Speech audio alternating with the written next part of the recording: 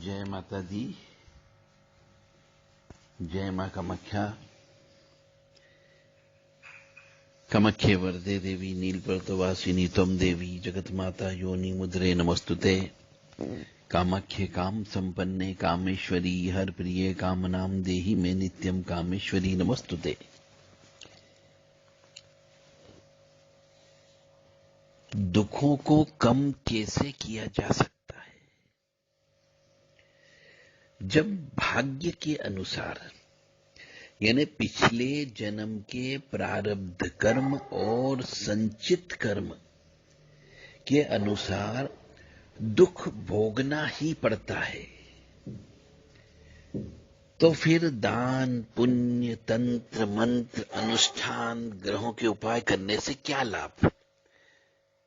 ये प्रश्न हमारे सामने बहुत से मनुष्य करते हैं। जैसा कि हम बार बार आपको कहते हैं, आप सुनते हो, और सत्य बात है कि पिछले जन्म में आप जैसा कर्म करके आए हो, या फिर पिछले जन्म कह लीजिए और भी उसके पिछले जन्म कह लीजिए, ऐसे कर्म जो आपने नहीं भोगे हैं, जिनको संचित कर्म कहा जाता है, उन संचित कर्म के अनुसार जो आपको दुख मिलना है वो तो भोगना ही पड़ता है। तो फिर ये दान पुण्य तंत्र के द्वारा, मंत्र के द्वारा, अनुष्ठान के द्वारा, ग्रहों के उपाय करने से क्या फायदा? और प्रश्न पूछना लाजमी है, क्योंकि मनुष्य दान धर्म भी कर देता फिर भी कष्ट मिलता है, अनुष्ठान करा लिया फिर भी कष्ट मिलता है, तो फालतू पैसा क्यों बर्बाद करें, ऐसे मनुष्य कहते हैं। तो हमारा जवाब यह है कि जैसे किसी व्यक्ति को जेल की सजा हो जाती है, 10 साल की सजा हो गई, 20 साल की होगी, आजन्म कारावास हो गया, तो वहां पर कहीं कहीं पे ऐसा भी रहता है क्लास बीच में कि वह जुर्माना दे दे, और जुर्माना देकर अपनी जो कैद की अवधि है, जो सजा की अवधि है, उसको वो कम ज्यादा करा सकता है। जिसके द्वारा आपके ऊपर केस लगाया गया उसको जुर्माना देकर के केस का धारा को कम कराया जा सकता है, या उसके द्वारा केस को वापस भी लिवाया जा सकता है। ऐसे ही मनुष्य दान पुण्य अनुष्ठान तंत्र मंत्र जप आदि इन सब का उपाय करके भाग्य में लिखे हुए जो दुख हैं उनको कम कर सकता है। दुख तो भोगना पड़ेगा, परंतु उनकी पोटेंसी कम कर सकता है, उनकी प्रहार को कम कर सकता है। जैसे आपको दुख की वजह से एक समय भोजन करना है, मान लो दुख है आपको, आपके भाग्य में लिखा है पिछले जन्म के कर्म के अनुसार कि आप एक समय ही भोजन करोगे, तो ईश्वर के लिखे गए निर्णय के मुताबिक एक समय ही भोजन करोगे, परंतु वो समय भोजन आप संकल्प के साथ कर सकते हो कि भैया मैं उपासना कर रहा हूं, ईश्वर को प्रसन्न करने के लिए कर रहा हूं, इसलिए एक समय भोजन करता, तो सजा तो आप भुगत रहे हो, परंतु आपने संकल्प के साथ किया, ईश्वर के निमित्त एक समय का भोजन छोड़ दिया, तो आपको कष्ट की प्राप्ति नहीं हुई, प्रसन्नता हुई आपको उल्टा।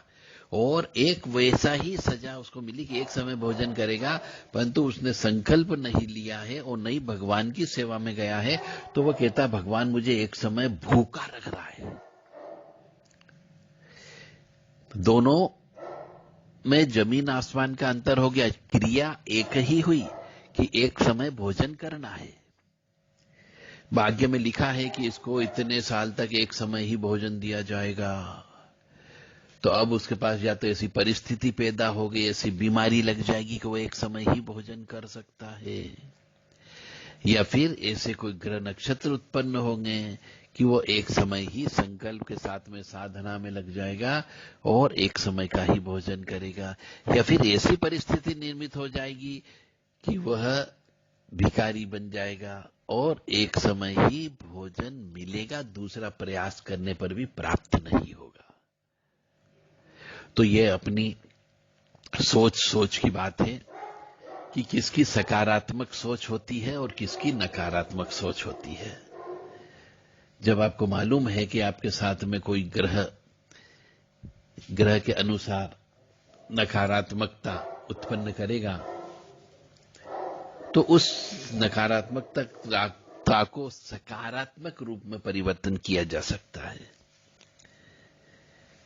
जय माता दी, जय मां कामाख्या। इस तरीके से आप दुख तो भोगोगे, परंतु दुख को सहर्ष स्वीकार करते हुए हर्ष के साथ में आनंदित होकर के उस दुख को भोगिए। इसका एक उदाहरण और दे देता हूं तो शायद समझ में आ जाए